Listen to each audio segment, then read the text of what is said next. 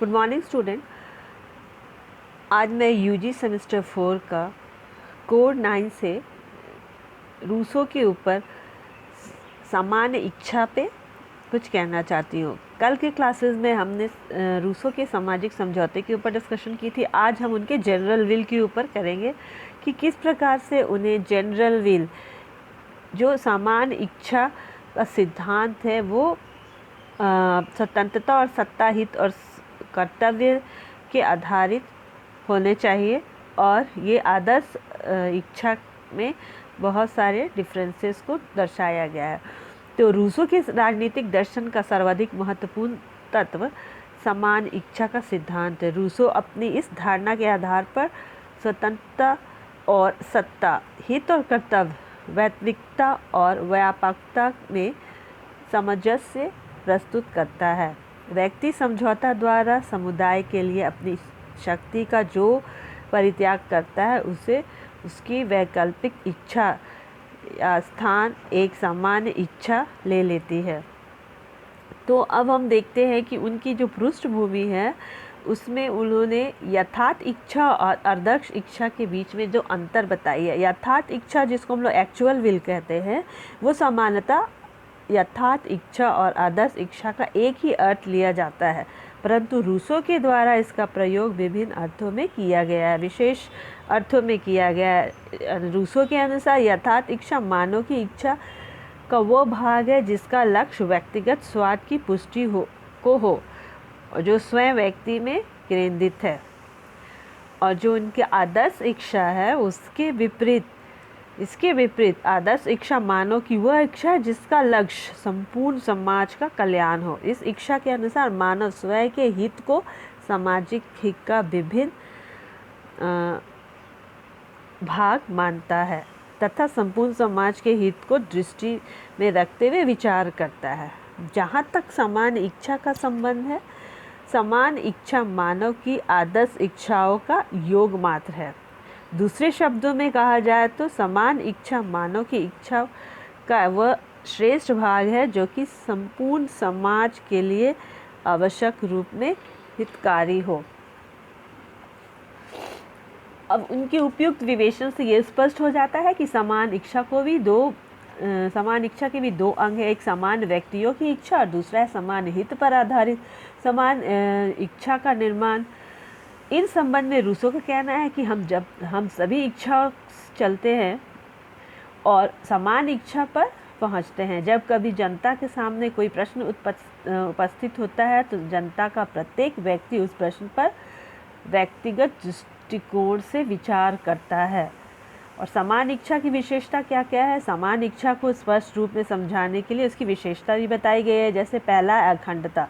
समान इच्छा का एक विशेष लक्षण उसकी एकता और अखंडता से है। फिर दूसरा है उदारता। समान इच्छा का दूसरा लक्ष्य है उदारता, जिसका तात्पर्य है कि किसी भी व्यक्ति को हस्तांतरित नहीं किया जा सकता, जिसके आधार पर रूसो कहते हैं कि समान इच्छा प्रतिनिधियों द्वारा व्यक्त किए जाने वाले के योग नहीं होती। फिर तीसरा है विवेचनता।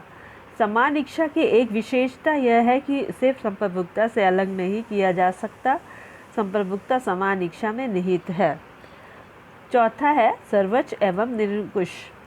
समान इच्छा का एक लक्षण इसका सर्वोच्च एवं निरंकुश होना है। इस पर दैविक, प्राकृतिक और परंपरागत नियमों का कोई प्रतिबंध नहीं होता और यह किसी व्यक्ति या व्यक्ति समूह के अधिकारों से भी नियंत्रण नहीं किया होता। स्थायी।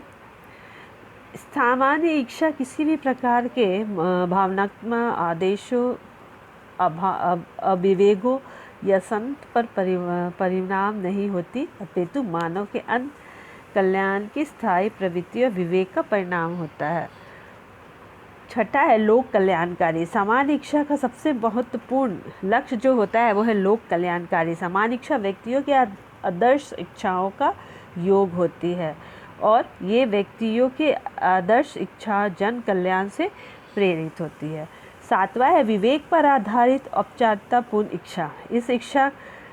यह इच्छा किसी प्रकार की भावनाओं पर नहीं वरन तर्क या विवेक पर आधारित होती है। अब हम देखते हैं कि समान इच्छा और संपत्ति में क्या अंतर है। और वो है संपत्ति, जैसे कि इसके नाम से स्पष्ट होता है कि समाज के सब व्यक्तियों की इच्छा होती है, किंतु समान इच्छा के लिए ऐसा होना आवश्यक नहीं है। दूसरा है सामान्य इच्छा में एक ऐसी एकता होती है जो कि सर्व संपत्ति से में कभी नहीं होती। समान इच्छा एक संपूर्ण के रूप में समाज की इच्छाओं को व्यक्तित करता है। तीसरा है सर्वसम्मति कहीं परिस्थितियों में कुछ व्यक्तियों की विशेष हितों से संबंधित हो सकती है, किंतु समान इच्छा निर्वाहत समान जनता के कल्याण में ही होगी। समान इच्छा की आलोचना इस प्रकार है कि रूसो के समान इच्छा का सिद्धांत राजनीतिक चिंतन के सर्वाधिक विवादात्मक विषयों में से एक है, जैसे कि स्पष्ट एवं अव्यवहारिक। रूसो की समान इच्छा का विचार नितांत अस्पष्ट और अव्यवहारिक है। एक विशेष समय पर समान इच्छा का ज्ञान प्राप्त करना बहुत अधिक कठिन नहीं है, वरन लगभग असंभव है। दूसरा है यथार्थ इच्छा तथा आदर्श इच्छा में भेद, जो कि काल्पनिक है। रूसो का समान इच्छा का विचार यथार्थ या आदर्श इच्छा के भेद पर आधारित है, लेकिन जैसे कि हॉफ ने कहा है कि यथार्थ इच्छा तथा आदर्श इच्छा का अंतर व्यवहार से में सही नहीं होता। तीसरा है समान हित की व्याख्या संभव नहीं। समान इच्छा का विचार समान हित पर आधारित है, किंतु समान हित की परिभाषा का प्रयास लहरों को मुट्ठी में बांधने के समान है। चौथा है निरंकुश तथा अत्याचारी राज का पोषण। समान इच्छा के प्रतिपादन का उद्देश्य तो जनता के अधिकारों की रक्षा है, किंतु यह धारणा व्यवहार में निरंकुश तथा अत्याचारी राजा की पोषक भी बन सकती है, क्योंकि विशेष समय पर इच्छा क्या है यह निश्चित करने के लिए व्यक्ति रूसो शासक को सौंप देता है, और यदि शासक दुराचारी है तो वो अपने स्वार्थ की समान इच्छा का रूप दे देता है।